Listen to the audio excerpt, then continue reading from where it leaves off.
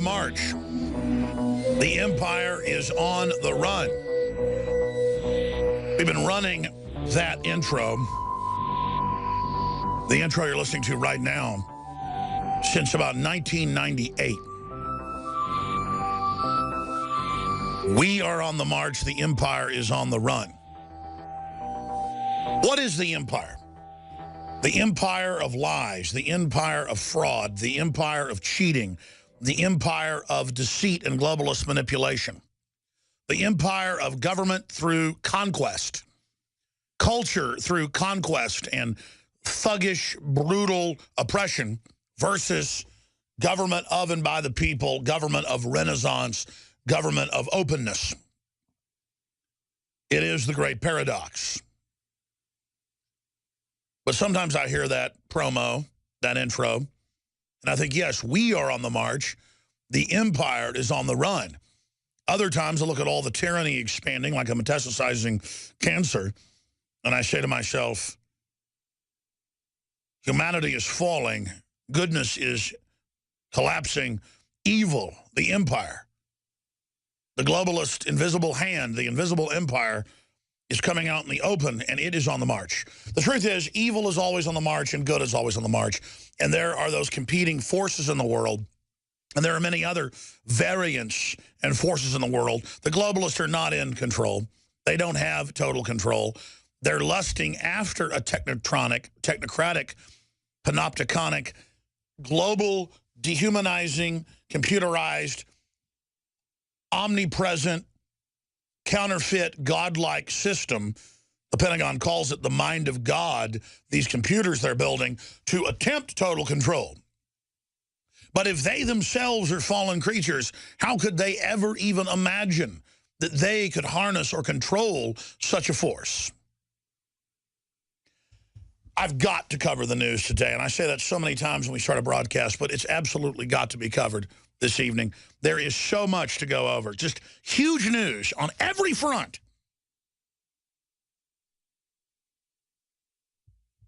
Look at these headlines. West poised to join forces with Assad. The Washington Post says, was Putin right, saying the West was aiding al-Qaeda? What does that mean? What do these headlines signify? Meanwhile, Libya is completely falling to al-Qaeda right now. The east of the country had already been under control for 4 years, even before Gaddafi fell. They are murdering every Christian and every Muslim and every black person they get their hands on. You'll hear no coverage of it. But the headline in Bloomberg is, why Libya is a failed state now. Oh, it's like shoving an old woman at the mall down an escalator, just hitting her in the back of the head, watching her tumble down and break her neck and going, someone call an ambulance. She broke her neck. In front of everybody, just punch her right in the back of the head or hit her with a blackjack or a baseball bat right square in the head. She goes tumbling down and Granny tries to get up. Oh, bam, start breaking her legs. She got hurt. But the public can't find Libya, right between Egypt and Tunisia, with both eyeballs on a map, even when it's named. Foreign media comes to the U.S. and makes fun of us and shows people world maps, and they can't even find Australia or England on it. But let me tell you, they can watch ESPN with all the college football coaches coming in for their big rundown. Sit around drinking six-packs of beer, feeling real manly.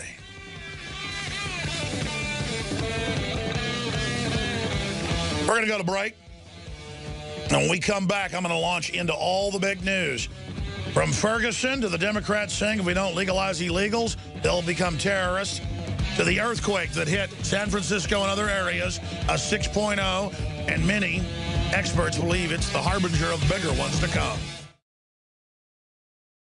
Alex Jones here with a message to fellow freedom lovers. The prognosis for the entire planetary economic system runs from bad to worse. The globalist model is to shut down societies and starve patriots out until they acquiesce to the global takeover. That's why we've assembled the most vital and important preparedness items at InfoWarsShop.com. These are items that I did research on, that I personally use. You've got the life straw, so you can turn fetid water into safe water anywhere you go. The K-Tor hand crank generator to charge up key equipment during power outages or out in the field. Strategic Relocation, 3rd edition by Joel Skousen. When Disaster Strikes by Matthew Stein. ThyroSafe, used by Homeland Security to protect yourself during any radiological event. Hand crank shortwave AM/FM radios. Everything that we've researched and found to be the best is available at InfoWarsShop.com, and your purchase makes our InfoWar possible. We're getting prepared. Are you? InfoWarsShop.com.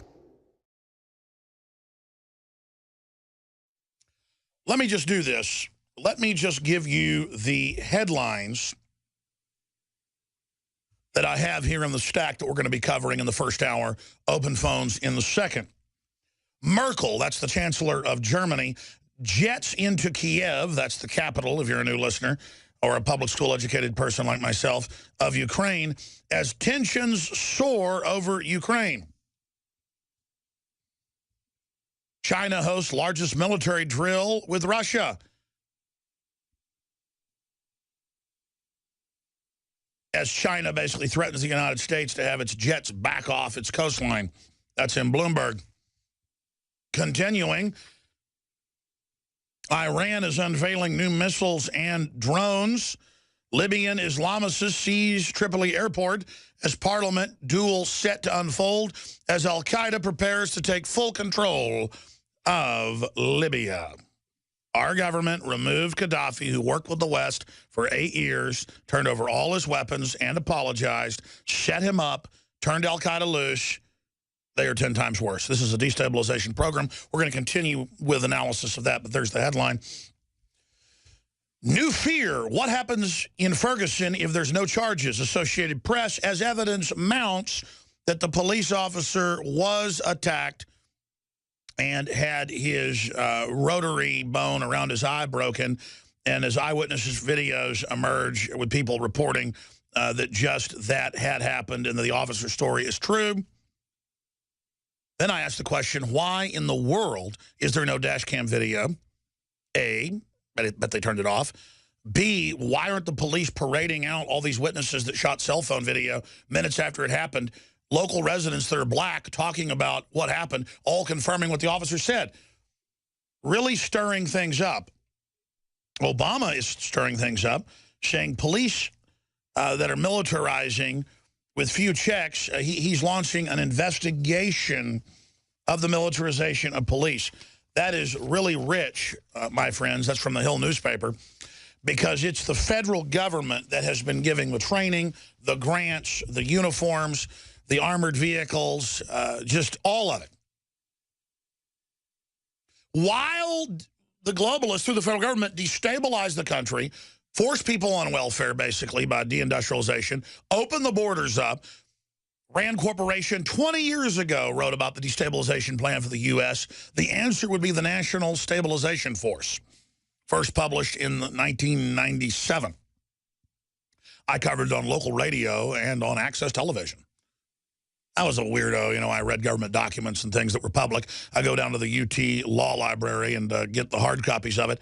And I would show people the plan to collapse America and bring in an authoritarian state in the name of stopping the collapse. See, because the collapse is coming. Oh, now we need the armored vehicles. We need the militarized police. Been warning people for a long time as I fought it. Because they're going to collapse the system, and then the militarized police will stabilize things. Of course, in the next phase, they'll send in feds to take over talk radio, the internet, free speech, and arrest the political opposition of the next socialist, communist total takeover. This is not my opinion. I've told you everything that's coming up until this point. So we're trying to checkmate them to wake up the police and military so they see the larger plan, and the state legislatures, and people that aren't total criminals in Congress to see the game plan, decompartmentalize it, and reverse the whole program. You can watch films I made in the year 2000 Police State 2, The Takeover, where I detail this total takeover plan. And no, I didn't come up with this on my own. I was told this by major police chiefs. I was told this by the head of emergency management in Kingsville, Texas. I was told this basically by the San Antonio police chief. I was told this by a lot of government sources because I was willing to go on air and talk about it. Because they were all approached to be paid off by Homeland Security before it even existed publicly, under Clinton. So this program was already set up under Clinton. Jimmy Carter set it up. Reagan let it go for a while, but Clinton really set it up officially. The continuity of government, COG, Northcom program.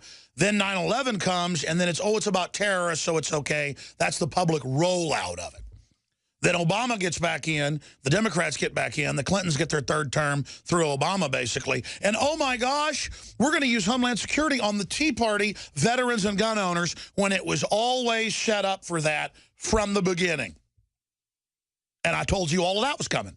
On the day of 9/11 when it happened, I said, you watch, in a decade or so, this will be used against the general public. If you're not a criminal, if you're a moral person, they don't like you because you stand in the way of their takeover.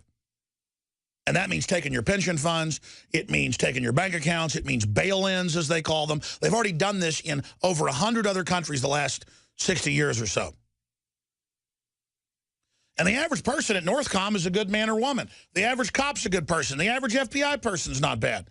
They're compartmentalized, folks, and they're being rolled out on legitimate missions while in the background the training accelerates for the criminal, tyrannical missions. But see, after collapse, after the terrorists, after ISIS smuggles a nuke into the U.S. and detonates it, and why it'll be tied to the Tea Party, that's already in the Army War College training, that the Tea Party will merge with al-Qaeda and attack America. Again, that's like saying that Superman will join forces with Lex Luthor, or that Spider-Man will join forces with the Green Goblin. Doesn't matter if it doesn't make sense. It doesn't make sense to have our government fund al-Qaeda to attack Assad 3 years ago and try to bomb Assad so he couldn't defeat him. It doesn't make sense to give them 15,000 Stinger missiles. That's mainstream news now that they were given those missiles in Benghazi. And we told you they'd start targeting the West. That'd be the next new wave of why they need tanks on the streets and checkpoints is for ISIS or IS or all the new names of al-Qaeda. And they'll probably let IS in. They'll attack. And then the Homeland Security apparatus will be for your political speech. It'll be to shut you up. It'll be to make sure you go along with your pension fund being taken. Not for IS. That's how this works, ladies and gentlemen. How many times you have to hear me predict everything that will happen before it happens? How many times do you have to be told exactly how the world works before you'll listen to me and stop it? I'm talking to legislatures. I'm talking to governors right now. I'm talking to all of you that are listening. The military. 2 + 2 = 4. I know under Common Core they teach us 2 + 2 = 5. And I'm a conspiracy theorist because I say the government's lying. It equals 4. Now, you can choose reality, the Republic, freedom, or the delusion of CNN and MSNBC. Everything we said came true. Everything we've done has been right.